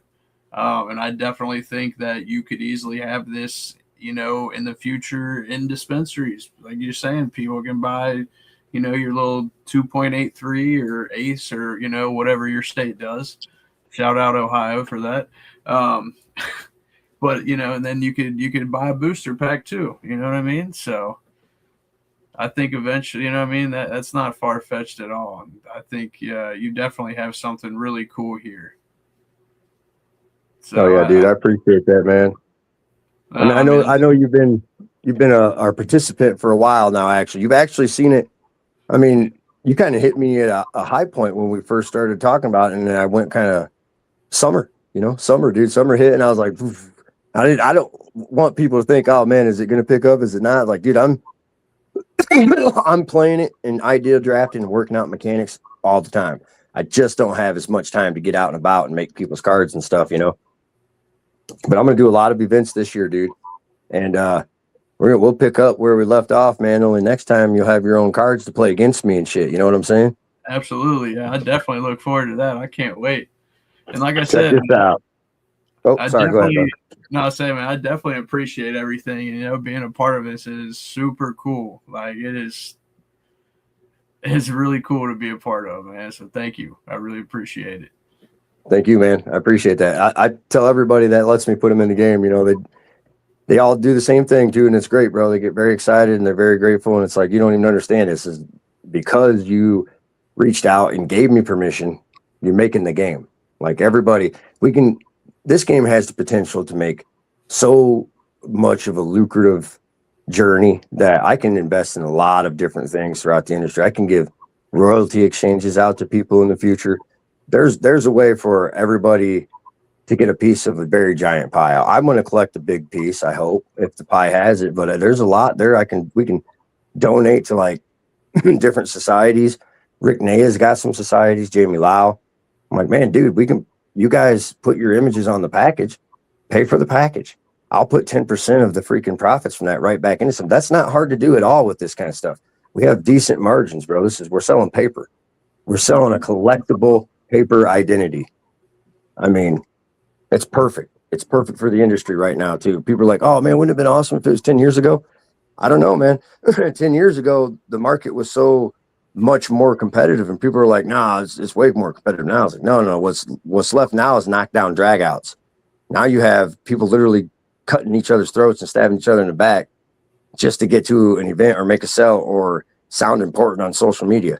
No, dude, 10, 15 years ago, you had real money coming through that could sweep up an idea like that. And I'm not saying that money's not there still, but right now we're in a golden pocket because we're able to capture a lot of the legends in the industry. We're able to get a lot of the brands that were very popular that are kind of no longer there or not even in business anymore. So we're able to collect them posthumously without having to go through a whole bunch of hurdles and bullshit. It's like, just give me permission to throw you in the game. Boom. I'm not using anybody's individual likeness or logos or brand or product to profit. I'm not using their stuff to profit. I'm selling the card game. Right. And they're getting the networking and marketing behind that for free. And they have options to do more. Like, for example, Midnight Roots and Hey Captain, we were talking about doing something with some cards in their products. Now, Midnight Roots hit me up not too long ago. That's that Jake dude I was telling you about. Bay Sal, very well known in the industry, 13-time Cannabis Cup winner, bro. 13 times.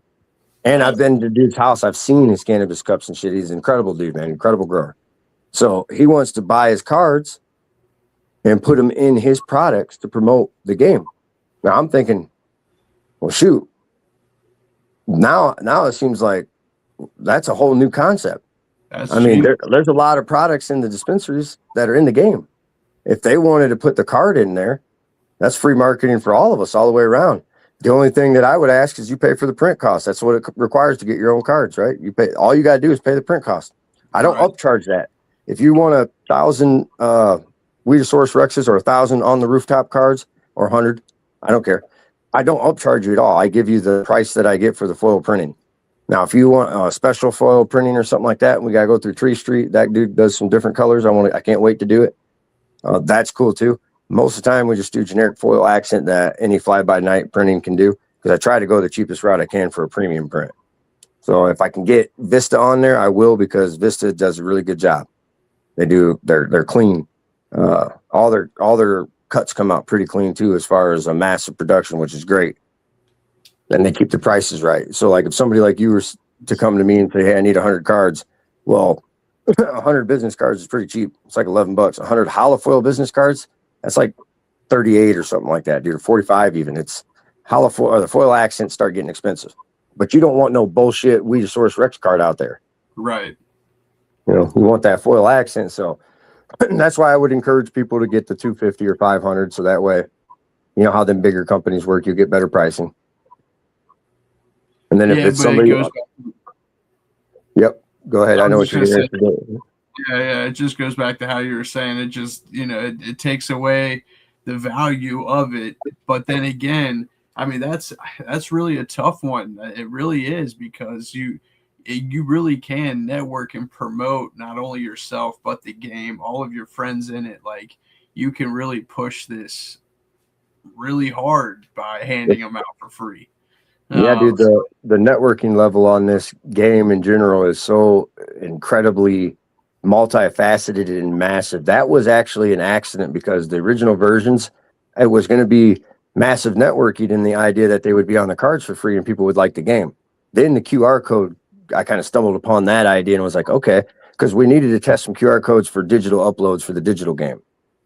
So we decided to, and I'm like, well, hey, in the meantime, I think I got an idea for the first edition. I'm going to start throwing everybody's QR code. And for a minute, people were like, oh, man, that's cool. What's the QR code, dude? And I was like, oh, that's yours. That's your Facebook. That's your IG. That's links to you. And they're like, oh, shit. It's like, now you're not really fathoming the whole reach, though, because that's a way to sell across. That's a way to sell stuff anywhere, in a way. Wink, wink. I'm not going to go into that too much more. But the game has lots of dynamic avenues that you can take, from playing it, collecting it, to marketing, advertising off of it, using it for promotion. Because the more you promote the game, the more your product gets used in the game, the more it's going to get used in real life, the more your friends are going to get used, like you were saying, the more it's going to create collectible status in the game. And I mean, if it's a good card, so what? If people are actually playing the game and using it, who cares if there's 1,000 of them out there, 10,000, who cares? If your goal is to market. Now, if your goal is to keep your card real collectible, well, go with the initial 100 prints and never get any more. Then it'll be the most valuable card in the game for sure. Because those 100 prints would go quick, dude. I went through the beta release real quick, dude. And actually didn't even get to reach out to too many stores. I went to 4 stores in their Horizon Hydroponics back in the day and Growers Outlet, dude. And that was it. I was tapped out. Wow. Yep. And then Alpha I put online, and we sold out of what we put out for the Alpha stock real quick. It was, well, I won't say real quick. It was like 9 months. See, that's, oh man. I mean, I'm definitely blown away. I mean, I know I was talking with a few people, earlier, and we were just, just talking, and it definitely at first glance, and if you don't really look into it that much, like you said, it can look overwhelming. It can look kind of, I don't want to, I mean, it can look confusing in a way, but after, like I said, after just talking with you about this, and like I said, I feel like a pro. Yep.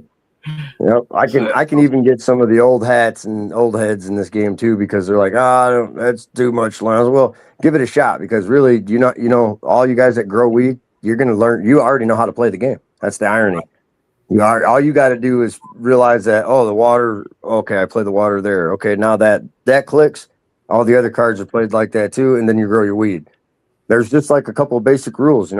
You're going to initially, people will play the game and they'll try to flip their plant. They'll try to keep going with their plant. And you're like, hey, you can only transition once a turn, right? There's a reason for that, because there's cool cards in the game that make it to where you can transition twice a turn. shit like that. You know, like there's strategic rules in the game for a reason to give us more avenues for different cards, more strategic approaches. You know, like I'd like to flip my plant right away. I can because I built my grow to be able to do that, but then I got to sacrifice other strategies in the meantime. You know, that might be more beneficial or whatever. Oh yeah, I didn't even run IPMs too. Trap cards. I forgot about that. Let me show you real quick. Oh. I'm here and I'll explain it to you here. There you go. Okay, so in the middle of your grow station, where you got your plants right here. These are my plants. Let me do it this way. These are your plants. So if you're sitting over here, I'm sitting over here. Yeah. So this is one of my grow stations, right? See this little red and yeah, there you go. That little red and white line circle. I do. And it says IPM PMC. That's your preventative slot, your preventative maintenance. That's where you play like stuff to remove fungus gnats from your plants and shit like that. Gotcha. Okay. Okay, so what's cool about this slot is if you got a preventative card, say you got natural oil, this is just a template card, but you play it face down for free. You don't pay the card cost if you play it face down. It's on the board, right? But your opponents don't know what it is. So if they play a destructive input, they still have to pay the cost of that input regardless, which could be nasty. Destructives can ruin your reputation, right? Make you take your hit points. So if they play it, they have to pay the cost just to attempt. So like, shit, I don't know if he can prevent it or not.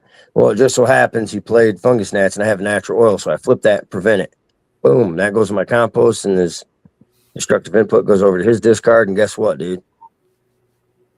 That's it. You still paid for the fucking fungus gnats and it did nothing to me because I played a trap card, a preventative card. Preventative.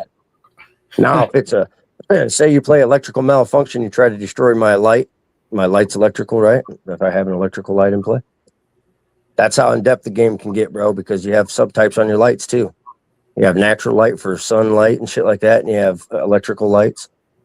So anyway, you play electrical malfunction and pop my light, but instead I had surge protector. Bam, preventative, bitch. Wow. No, yeah, this this is crazy how in-depth this game really is. And dude, it's all fun factors. Like that's the thing, man. It's like once we get people into it and start showing them, like they'll be like, "Oh, thank God," because you want to be able to do so much more stuff. You don't want to be able to do the same exact thing as somebody else. There's no reason that you should grow the same way as me, bro. No reason. And you're still playing by the rules, but you're growing by your own deck set of rules. You know what I mean? Like it's your own combos, your own strategy. You're flowing in different directions that I'm not flowing in, kind of thing. Wow, yeah, no, this is really impressive, man. So and IPMs is a good way to play too, bro. For real, I just want to throw that out there. It's good practice to be safe. Same with gardening in real life. I know. So I'm going to be there. You going there? I'm going to try to make it up there. I want to say it's about 4.5, 5 hours, if I'm not mistaken, for me. Ooh, man. Yeah, it's a drive to say the least, but I'm definitely going to try and make it up there. Let's see if I can't show you this real quick. We can. I tell you what, though, we're the 25th. We're going live again, doing a Google Meet. Get that link from me, or from. I'll probably figure out a way to post it on the website or something, so it's always there. Cultivargame.com. If anybody's ever interested in buying the game too, it seems like. I was just about to at the end here. If you want to plug in where people can buy cards, or if they're interested in buying, if you want to let them know. Right on, dude. Yeah, man. Cultivargame.com for now is the best place for sure. And we're running different discounts here and there, so just be on the lookout. Subscribe to the newsletter. I'm a busy person. I don't have a whole staff or nothing, so I just send out a newsletter when I can. But if I'm going to do a sale or something, I will put it on there. And as the game takes off and it becomes more revenue building, I can put more time into it too, bro. So that way, less time in other places, and I can keep on track of stuff. Because I could have put this on our newsletter too. You and I both know we kind of jumped this one pretty quick. We talked about it not too long ago, and then boom. So right, yeah, no, I mean we can always do a part 2. We should do a game off, man. Like you I learn was the about to game. say, We'll do yeah, it. Call me an hour early and we'll do a tutorial together. I'll school you up and then we'll play live. let's do it. I'm down. It can be very exhilarating. It can be. I'm here. Sometimes you're going to be sitting there for 3 turns pulling shit you don't need. You'd be like, man, I don't need that. Pretty Hey, cool, dude. that is. Well, hey Johnny, I definitely appreciate you. Like I said, if anybody's interested, and I know BZ Canada, they're in here. They said they can't wait to see our BZ Canada product cards, which man, I know those are probably going to turn out sick. We actually already made them and showed them, and we just haven't printed them yet. Okay, all right. See, Yep. so well, yeah, He's got some attachment cards too, dude. So wait until you start playing, Rex. You're gonna love it, bro, because you can play topping, lollipopping, and shit like that on your plant as an attachment. So, like in Magic, how you can enchant a creature. It's kind of just like that almost. It's similar concept. You can attach the card. Wow. Dude, and all you're doing is playing stuff you would use in gardening. Like if you had calibrated or quick fix, you could play that on electrical equipment, keep it shit in play, bring it back from the scrap pile, stuff like that. Then you have like BZ Canna and some other people like him. They got products in the game and they got topicals. Like he has an attachment card that you can play on top of personnel, and you can get healing points back, get your health back and shit like that with those cards. It's pretty cool.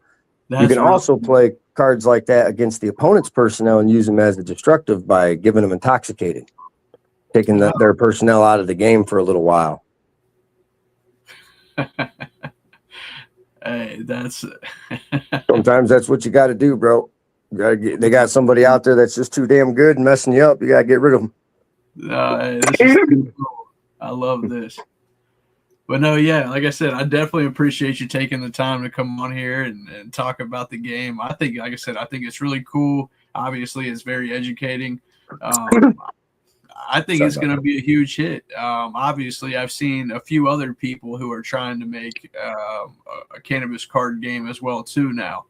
But hey, you know, the Cultivar trading card game. Hey, I'm the OG, man. I'm the OG. Listen, I made I'm the first butt picture on Black Ops, man. I'm the first Cultivar game, man. Hey, like I said, man, go ahead. Hey, best of luck to these cats out there, man. I mean, I don't know what I haven't had the honor of looking into anything for the most part, man. I just hope whatever they're doing, I hope they're doing it right and keeping the community and the industry involved in education. As long as they're doing that, I think it'll work out. If they're just throwing out Pokemon, garbage pail kid, collectible shit, it just ain't gonna have the legs. That's what we were talking about, bro. This game is built for longevity, you know. We got the legs, man. We got the legs. It's definitely gonna help, you know, the focus on your game too. Yours is gonna stand out even more, especially like because I haven't looked into theirs either, but I've saw some people talk about it. But like I said, this one definitely seems to check off every box. So I'm definitely here for it. I'm proud to be a part of it. I definitely appreciate everything you've done. Thanks, brother. I'm super excited to play. I know I'll be ordering some cards here soon, so we'll definitely get this next episode planned out. BZ awesome. Said he wants to get in and play too. So yeah, on the 25th, we're gonna start trying to work it out. On the 25th, bro, this month we're gonna start trying to work out how to play and people play and engage with each other on the phones, so we don't have to meet up in real life. You know, for the most part. Just for now, just to build the community and get players engaged and get through the questions they have about the game. And I'll be there every session that we do. I'll be there personally to do tutorials for people that need tutorials. I'm not going to drag everybody through a tutorial every time because I'm going to break that down to a very simple form and get it done in like 20 minutes. It takes a little while to do a tutorial, bro. It takes a while to explain everything. And believe it or not, when two people know how to play, you don't have to say shit. You can flip through a game in 10, 15 minutes if it's two, you know, basic decks. If you got two good decks, it might take a half hour. I'm not gonna lie, it could take some time. I mean, that's still less time than what I was sitting here thinking how long it would take for a game, you know?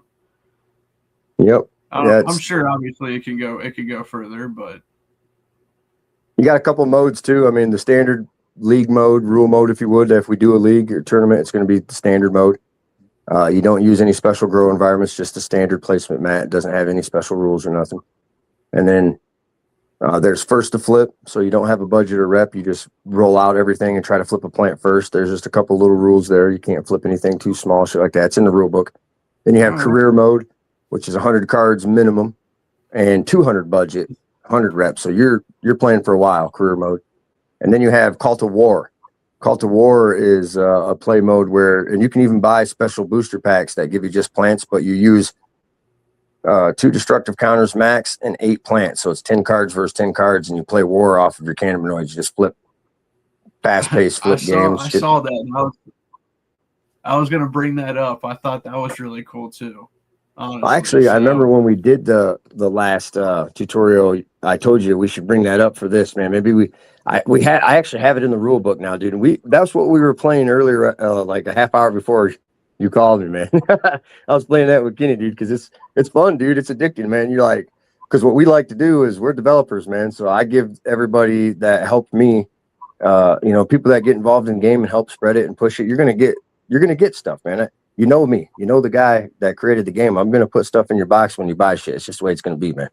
I ain't gonna try to out anybody or front anybody. Right. You buy it off the website, you're not getting anything special from me off the website because it's coming off this packaged shit that I already have ready to sell. That's on the. So if I got to get it, you order directly through me, and I package it right here in the office for you. I'm like, okay, this is 4 Rex. I'm gonna put this cat in there and this cat in there just to surprise them and see. You know what I mean? Why not? Hell, it's just going to spread the. I'm only going to do that for a little bit because I understand for collectors, they'll be like, dude, you can't give away cards. But I know. No, I get it. I'm not going to fucking. But if people help, they help, man. That's just the way it is. So my development team, they have access to every card in the game. So they have their own little set of rules. Oh, yeah. They have really great decks, beyond great decks, Rex. I'm telling you, like, these guys have all the best cards in the game. That we have thoroughly tested the mechanics. That's why I said, people are like, oh, I'll break that real quick, or like, no, or I just won't never understand it. Play it, you will. Say you're going to break it real quick. That's good to hear because that means you understand the game well enough to think you're going to break it. Fucking go, dude. Run it. Let's see. Because I have, like, my developers have the best cards in the game at their access or at their disposal. So we've tested it, dude. There's just there's nothing that actually breaks the game. What there is, though, is there's a couple of players that we associate with there. Travis, if he watches this, a little punk, he's awesome, dude. He gets pissed when he loses, man. I was like, you cannot be a developer and get mad. I like your passion, bro, but we are testing mechanics. You can't get fucking mad. You didn't build this deck because it's your baby. You didn't buy them cards. You built it on creative mode. And building on creative mode don't That's count. Funny. Well, one of my questions for you before we go was, has there been any friendships ruined, or has there been any arguments over this game? Nope, dude. I'm like T-Dog, Jason, and Steve and them cats, man. All good vibes, bro. Good vibe tribe. I haven't had any. I mean, I had issues way back before that, back in the competitive days of the cells world, but nothing bad, nothing that created any separation as far as with Cultivar, what we're doing. In fact, now it's even better. I mean, I do have some weird whys that I have to take in roads that my best thing I do for Cultivar in the community, man, is I don't play the filter. I don't police anybody. I'm not trying to learn the negative history of people. I know everybody has their downsides, and some people are worse than others. Some people are blasted. It's tough to balance that out because at the end of the day, I'm telling you, man, 90% of the people that were involved with this industry or community has some kind of record that can be used against them and it's just everybody. Like, I'm not going to get into all that, dude. So what I focus on, are you involved in the community? Are you involved in the industry? Let's get you a card. You're in the game. Right. Some people might not like that. Some people might, but I'm going to tell you right now, you want this industry, you want our community to be remembered? Do you want it to be remembered accurately? Or do you want it to reflect what you think it should reflect? Right? Because I'm going to let it reflect everything. Every product, every brand. I met one of probably the gardening world's biggest breeders. And I mean this humbly. His name is Master Fang, and it's Gage Green original. Okay, yeah. I'm not gonna step all over anything there because I don't want to get involved in if that's his namesake or anymore or not. But the guy's behind some incredible creations, right? One of the best breeders in the world over. I didn't even know I was meeting him when I met him because that's how. It's not that I shouldn't know people; it's that I don't. My bias is so thin that there isn't one at all because I just don't even know anybody to have one. The people that I'm meeting now, I'm meeting their identity for the game. And I would say that Cultivar has led me to more people than the sales world ever did, for real. Obviously, at this point, I've met tons of people, but it's not to say I can't walk into a place and be like, oh, hey, there's Danny Danko. Like, okay, I know the name. I've seen some pictures of him, but I haven't met the guy yet. I haven't really been, so I wouldn't know. Just like with Master Fangs, like, man, I'm really meeting one of the a people's hero in the industry, bro. Like, there's so many breeders out there just love to shake this dude's hand. And I was talking to him about the card game like an excited fucking kid, just telling him about this product, and he was like, "Yeah, that's badass, man." this is like, well, I'm trying to tell him everything I told you, and I'm trying to do it in 5 minutes with Cottonmouth. So, and I did end up getting verbal permission from him. I've been waiting for getting text permission from him to join the game, but I think we'll get them over time. But the guy that introduced me to him was Rick Anstis. I went to the Organic Cup, and Rick was like, "Hey man, come in here and you got to meet some people." And now Rick's doing a really good job of recruiting. He's bringing lots of big names in the industry in that are real recognizable people from the advocacy side and the activist side, which is great. We'll get some recognizable healers in there, and then we'll start getting some recognizable Hollywood type people, especially like Jim Belushi's and shit like that. Yeah. No, like, honestly, it was really cool to actually meet all you guys at the Tokers Bowl event up there. That was my first time meeting Rick too. Obviously, I know, I've known of him, know who he is, but never actually met him until then. And being a judge, I kind of wish I wouldn't have been a judge because it took away from all my networking time to talk with you guys. So I really didn't get to hang out with you guys as much as I wanted to. So, but no, yeah, Rick's definitely he's doing the thing, man. He really is. Obviously you are too. This game is just. Well, Rick's really helping a lot too on the game, man. It's what I really like. I don't want to see anything happen where people get burned out because it just becomes overly consuming. That happens a lot in our industry, and I just don't let that happen with any of these games that are coming out. I could see fast collection, but like I said, this is built for the long term. So I'm hoping that people get into it and it kind of sticks around as like a mainstay, if you would. And it's just there. Like with Rick, he's helping out a lot, but he's still doing his stuff. He's still promoting. He's still activist. He's still posting other things and carrying on. And that's a perfect example of it, just getting that attention. And it's actually pretty consuming for him as well. So he's doing a real good job balancing it because this fucking game is consuming, bro. It's when you start getting into it, you start collecting your cards, you got your rule book, you start looking at what's going on. It's like, man, I see the big picture here. I'm gonna drive this forward with you. And it's like, yeah, me too, dude. Like, there's the ocean. We're going through it, man. Definitely down. And it's cool to see people get that excited for real, especially, the team that I have behind Cultivar now. There's a lot of people that are excited just to play it, which means we got something, dude. Like we have all the right ideas, like you were saying, everything's in place with marketing, but we have something even bigger, man. We have a fun game. It's fun to play, especially when you get it, dude. When you get it, you're like, oh shit. Dude, Rick came over one time. I brought him over from his place. We had bacon mushroom melts, man. We played the game all day, a 4-person game. His very first time playing, 4 people. And it took him a little bit to start catching on. Not very much, like he watched all of us play our turns, and he was like, okay, yeah, this is how I do it, right? I was like, yeah, there you go. It's like, man, it's really that easy? It's like, yeah, that's it. Just how much did you pay? You don't really want to start paying attention to your budget until you get low, but that's the thing, I'll pay attention to it because I'm your enemy. I'm gonna make sure, motherfucker, you spent. How much did you spend? Make sure you ain't trying to cheat me. But anyway, then it's my turn. Then it's Kenny's turn. Then it's Kenny's wife's. Then it was Rick's. And we just kept going. By the time that match was over, dude, I'm telling you, pinpoint conversation that I've seen happen so many times playing this game with people. Rick was like, dude, so this is what I would do. This is what I want to do with my girl.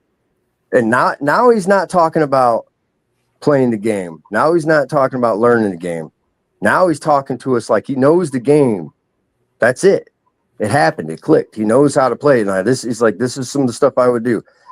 So I wouldn't run this card now. And he was literally describing some different aspects of his grow. And that's just the very first game. So 3 or 4 matches in, and you don't want to do when you're teaching somebody this in the future, Rex, if you learn how to play and you like it and you're trying to teach somebody, don't burn them out and play fucking 10 matches in one day, dude. Because it takes a little bit out of you, especially if you're getting high and joking and shooting the shit. It's a little exhausting. Once you got it down, no problem. There's no calorie loss there, but learning it, I'm sure you're at least going to budget out 1,000 calories. Hey, well, again, I definitely appreciate you taking the time to come on here and talk about this awesome card game. Before we hop off here, let the people know again one last time where they can buy these awesome cards at. Cultivargame.com. You get all the breeders editions and all the products on there, ready to rock. Make sure you guys check it out. And like I said, man, I really appreciate it. I definitely look forward to joining that call on the 25th, and I'll be in touch. Like I said, I definitely plan on getting some cards from you, and then we can set up another date, and we can do a live battle, live game. Yep, I like it. Sounds great, bro. Well, I appreciate everybody for tuning in. It's been another episode of Roasted on Rooftops. You guys have a good night. We are out. Thanks, everybody. Stay roasted.